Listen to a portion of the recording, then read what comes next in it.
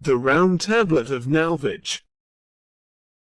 The method of science, the aim of religion was the official motto of the Equinox, the great magical periodical first published by Aleister Crowley and his colleagues in the early years of the 20th century.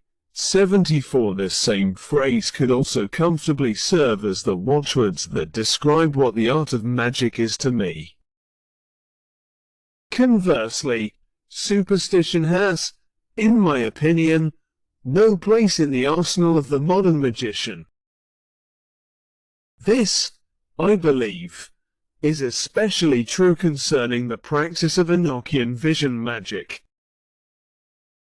That being said, strange and unexpected things do occasionally happen to those who practice magic. And while I believe it is bad for one's mental health to ascribe undue importance to these phenomena, it is important that they be dispassionately observed and recorded. So, before I discuss the Round Tablet of Nalvage and its importance to the system of enochian magic, I feel I must share with you two little stories that might help you understand the level of respect I hold for this particular magical object. 20 years ago, I was teaching a class in enochian vision magic at our home in Costa Mesa.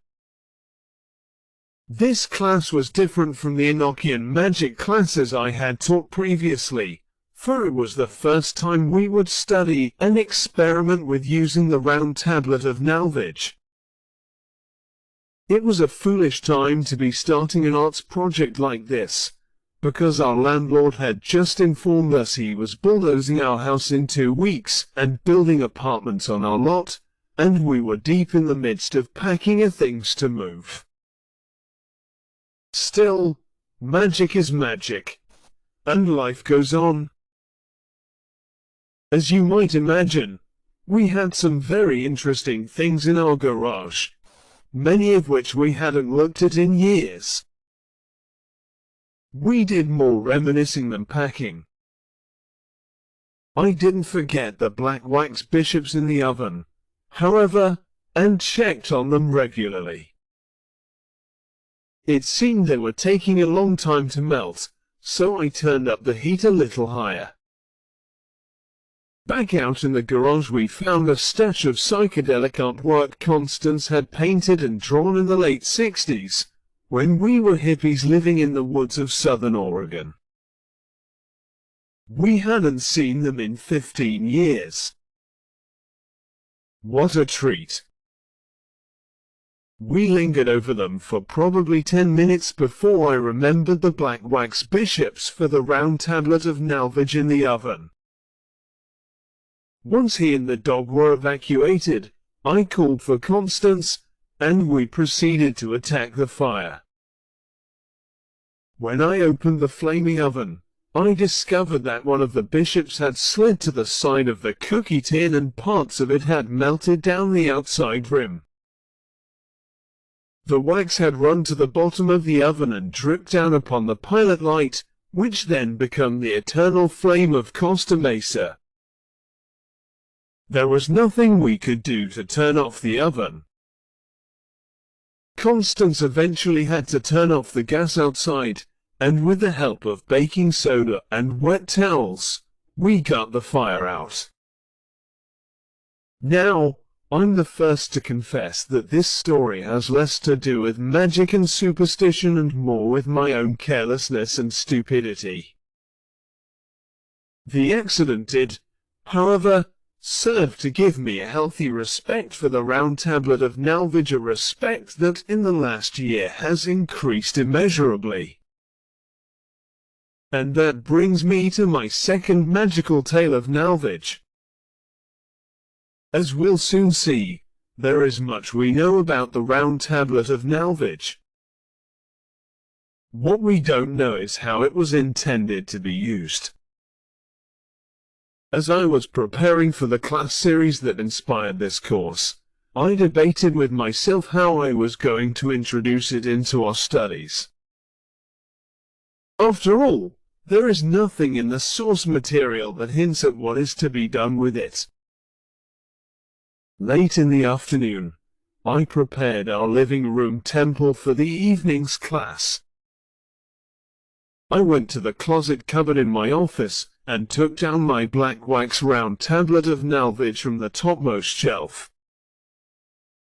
I unzipped its plastic bubble-wrapped envelope and carefully removed it.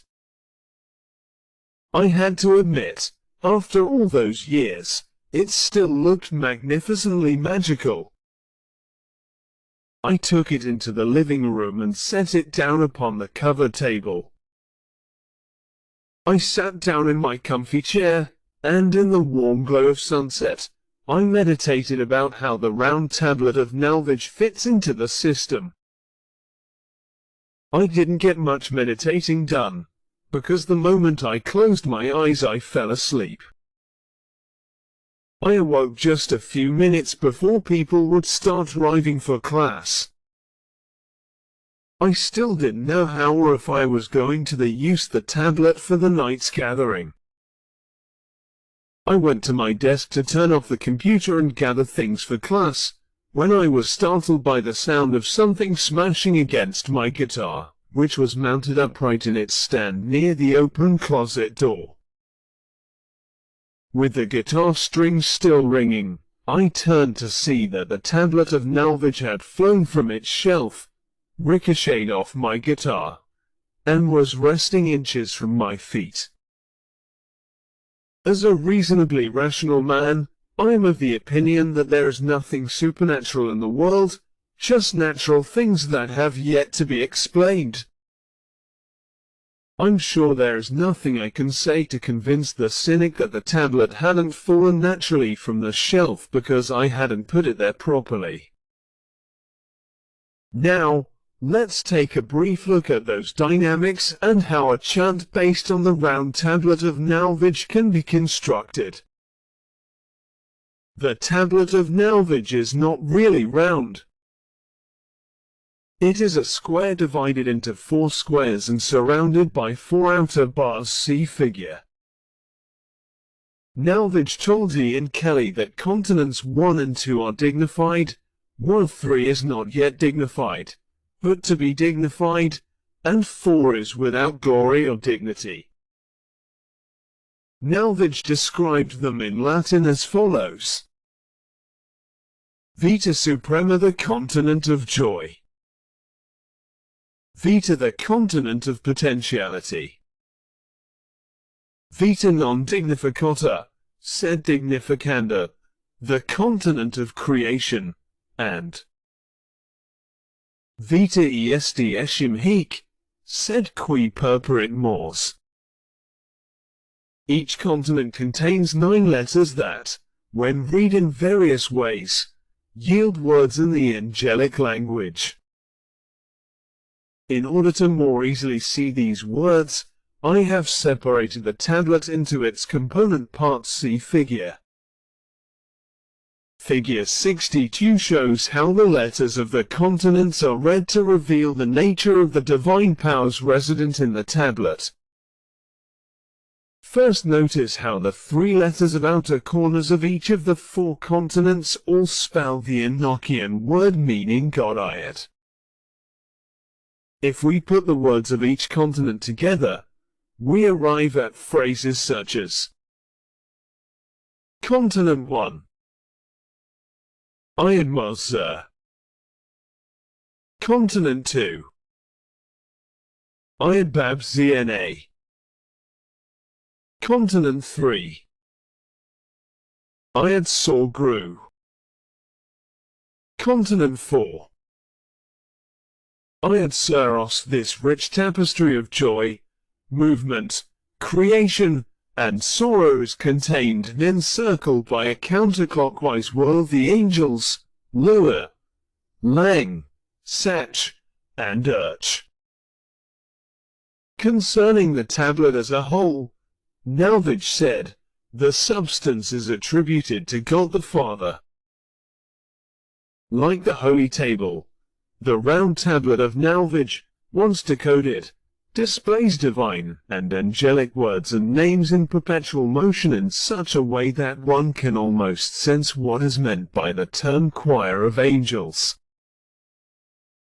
In group workings, I break the participants up into two voices as we ceremonially chant the words from the tablet. Voice 1. Lulalang Sa Church. Voice 2. Ayad Malsa Ayad Babzi Na Ayad Sol Gru Ayad Sir Os.